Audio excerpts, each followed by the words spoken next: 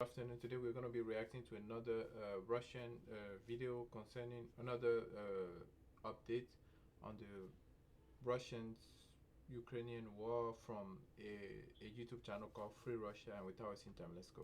Welcome, this is Mikhail or Michael speaking. As always, I want to say thank you all who decided to support me financially, be it through Patreon, PayPal, or Super Thanks.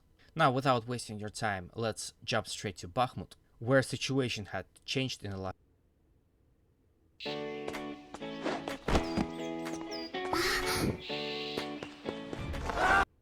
24 hours.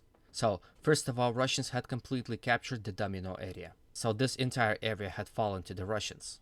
And Wagnerites are reporting that they have not only captured but also cleared this area of remaining Ukrainian soldiers. Then we have Russians advance here in the northern part of Bakhmut. What I've reported in the last video turned out to be complete true. In fact, not only Russians were able to capture about this much territory with the children's hospital within it, they were also able to capture this building right here and establish bridgehead to the other side of Yubileyny Street.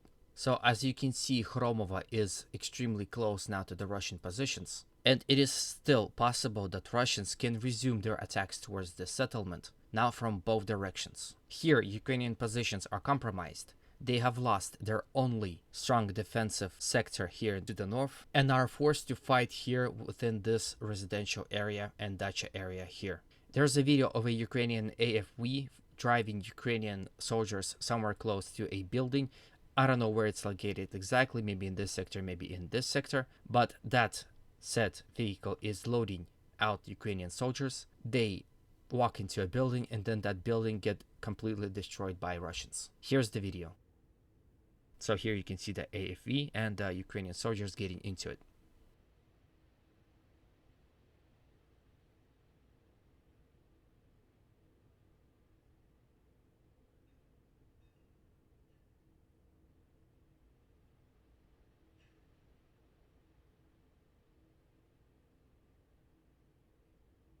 Oh, man.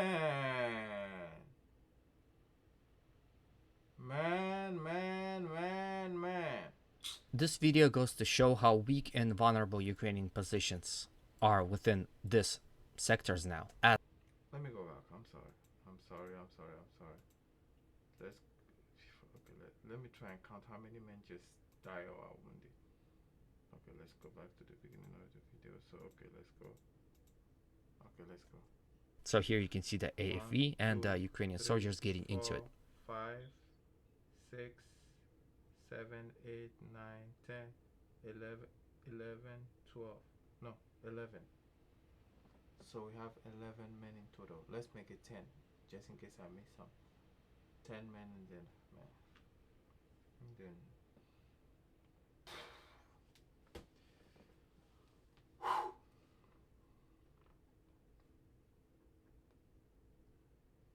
This video goes to show how weak and vulnerable Ukrainian positions are within this sectors now, as those buildings don't provide any visual cover and Russians are easily spotting them with drones and destroying them with precision strikes like this one. So again, this front line here can still be defended by Ukrainians because they have a road that leads to it. Also, there are reports that Ukrainians are rotating their troops here across the field, and as you can see, they have many tree lines they can use as a defensive positions. So fighting for this sector continues. Then we have situation in the south in the Samolyot district. As a result of storming operations, Russians and Wagnerites were able to capture this much territory. Heavy fighting now happens in so-called Tetris area that is located here.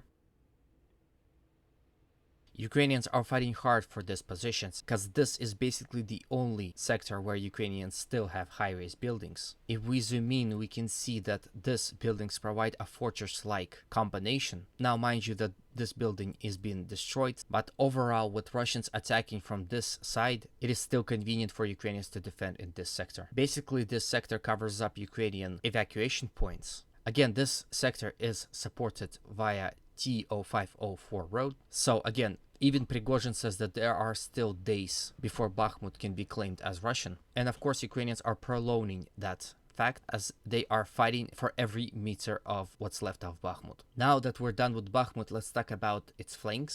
First of all, fighting in between Ivanivsky and Klishivka continues.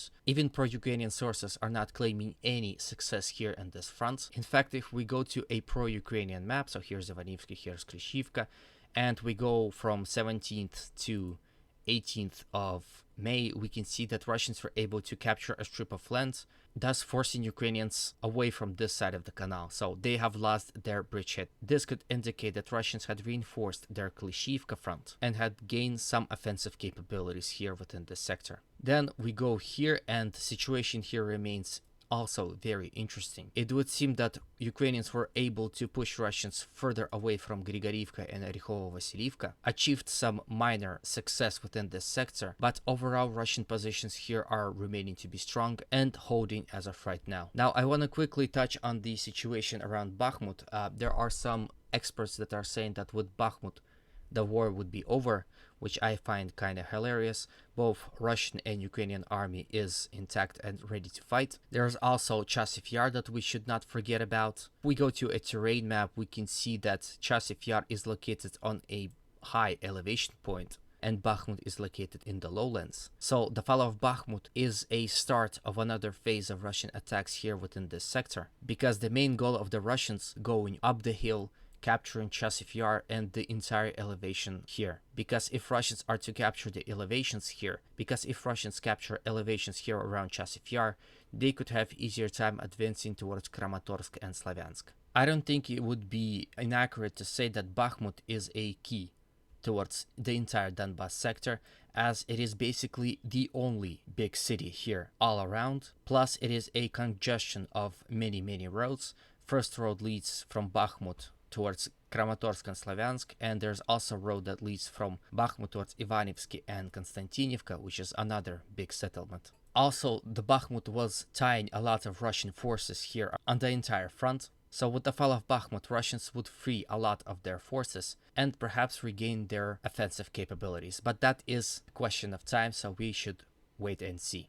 Anyway, this is the end of the video. If you have something to add or just say anything in general, please do so in the comment section. If you like this video, please consider supporting it with a like, comment, and a subscription. Share this video with anyone you like. As always, humanity calls me to condemn all violence against human beings. Have a good day. I do too. I hope you enjoyed it. This was an African reaction. I hope to see you on my channel next time. Thank you and bye.